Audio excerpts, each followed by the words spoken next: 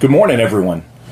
Welcome to episode number 25 of our Wednesday Wisdom Devotionals. Hope you're doing well this morning. As always, thank you for joining us. Facebook is building an audience for us, so hope that you'll be patient with us just for a moment as we build that audience. But I appreciate you so very much joining us. I know that you're giving some of your time before you go to work, or maybe you are already at work. Either way, thank you again for joining us. I wanted to speak to you this morning concerning the power that is behind prayer. The power that is behind prayer. What gives prayer its power? We know that power and prayer are synonymous. They go together, that there is great power in prayer, that prayer is very, very powerful and has accomplished so much in our lives. But what is the power that lies behind it? Is it me? Is it you? Is that what gives our prayers power? Is it the words that we use? Is it the phrases, the repetitions? What is it that makes prayer so powerful? Now, first off, with the questions that I just gave, the obvious answer would be no. The power that is behind prayer does not rest in me. It does not rest in you. If it did, then we wouldn't need to pray. We wouldn't need to ask for the wisdom that we are seeking. We wouldn't need to ask for the solutions to the issues or the problems that we are going through. So you and I don't have the power within ourselves, and that includes our words. Our words are not going to be powerful either. We do want to move God to act. We do want to move God to do something, but it's not within us. We do not give power to prayer. So then what does? As any time that we deal with a biblical subject, it's always good to begin with Jesus, to see what Jesus teaches us about certain things. And in this case, what does Jesus teach us about prayer? Specifically, the power that is behind prayer. Matthew chapter 6, verses 8 and 9, this is what Jesus says. Do not be like them, for your Father knows what you need before you ask Him. Pray then like this, Our Father in heaven, hallowed be your name. You stop for a minute and you wonder a couple of things. Why does Jesus say the things that He says? What are we supposed to get and what insights are supposed to be made? We know prayer to be powerful. One, because of the one we're praying to. And think about for a minute the designation that Jesus gives to God. He doesn't refer to Him as God. He doesn't refer to Him as Creator. He doesn't refer to Him as Sustainer. Now God is that. He is Yahweh. He is the Eternal One. And He is the Creator of all that we see and all that we have within our lives. And He is the Sustainer of our life. He gives us what we need on a daily basis.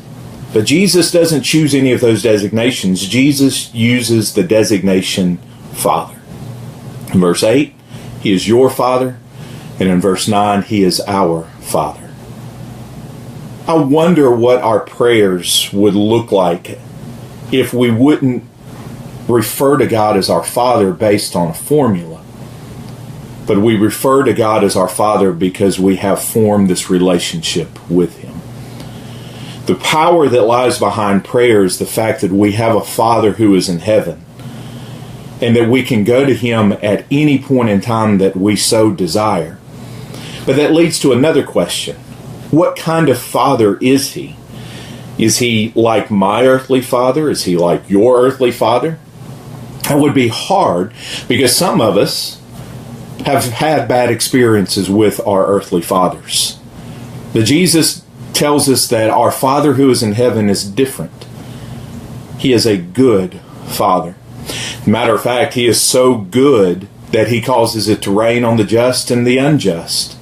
That is one way in which His goodness is manifested to the entire world. He is not just a God who looks out and is detached from this world, but He cares with what's going on. And He provides everybody, good and bad, good and evil, with what they need. Something as simple as the rain that falls from the sky. That's a way in which He manifests His goodness. But what about prayer? I want you to look at verse 8. Because verse 8, Matthew 6 and verse 8 tells us how God manifests his goodness to us. How our Father who is in heaven reveals his goodness. And that is that Jesus says that when you go to pray, here's something that you can carry with you into that prayer time before you even start praying. Your Father knows what you need before you ask. Now, up to this point, many of us wrestle with what's the purpose of prayer then? If he already knows, then why do I need to pray? But if that's a wrestling, that gives you an insight to what we think prayer is supposed to be. We think prayer is supposed to inform God and convince God. That somehow my prayer time is supposed to be used to inform him of all that's going on within my life, all that's on my heart and all that's on my mind. And then I've got to spend what little time I have left to convince him of how much I need him to solve the problem at hand, to convince him and to stress the importance of what's going on in my life. So we have divided prayer into two categories. It's either informing God or it's convincing God. And Jesus looks at us and says, because our Father who is in heaven is so good, you need to be rest assured going into prayer that he already knows what you need. His goodness is manifested in the knowledge that he has concerning our life and the care that he has concerning our life. In other words, Jesus is saying if you can grasp that, if you're willing to come over to that end, that even before you pray, you will have an experience of freedom within your heart and your mind from the worry and the anxiousness and the cares of this world and of this life. Because your Father who is in heaven already knows what you need. He has cared enough to inform himself of what's going on in your life. Does he want to hear from you? Absolutely. Is it good for us to verbalize our issues and our problems and our struggles with him? Yes, it is.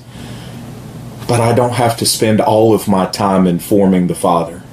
And I don't have to spend all of my time convincing my Father who is in heaven of the things that I need. He already knows. The power that is behind prayer is found in the reality that, one, I have a Father who is in heaven, and two, this Father of mine cares about me and knows what I need. And I wonder what our prayers would be like, our prayer life would be like, if we spent just a short amount of time informing and convincing, and then the rest of our prayer time forming and maintaining that relationship with our Father. Think about that for a minute and how powerful that is, these true truths that Jesus points us to. That we have a Father who is in heaven, and this Father is so good that he knows what we need, and he knows what we need because he cares about what's going on in our life. That he doesn't wait for us to inform him. He makes it his business to know what's going on. That is a true freedom that very, very few people experience and know within their heart and their mind. And yet, that's what Jesus tells us. So as you move forward in this day, you have a Father who is in heaven who wants to hear from you, who you can approach at any time. But as you approach him, know in your heart and your mind, he already knows what you need before you ask of him. And he knows because he cares. So now that that is out of that way, you can spend all of your time on the things that truly matter between you and the Father. You don't have to use your prayer time to inform the Father of what's going on, nor do you have to use your prayer time to convince him of the importance and the magnitude of what's happening in your life. I hope that this has been beneficial to you. I hope it's been something that you have been encouraged by. And if you have, if it has been beneficial and encouraging to you, please share it with your friends and your family. If you live in the Raleigh area and you do not have a church family or church home, we would love for you to come by, pay us a visit at the Raleigh Church of Christ. We're located at 911 Behringer Drive, Raleigh, North Carolina.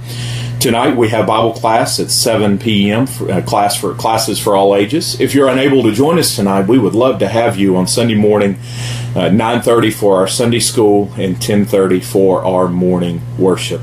Again, thank you so much for joining us. I hope that you have a great day and a blessed day. Bye-bye.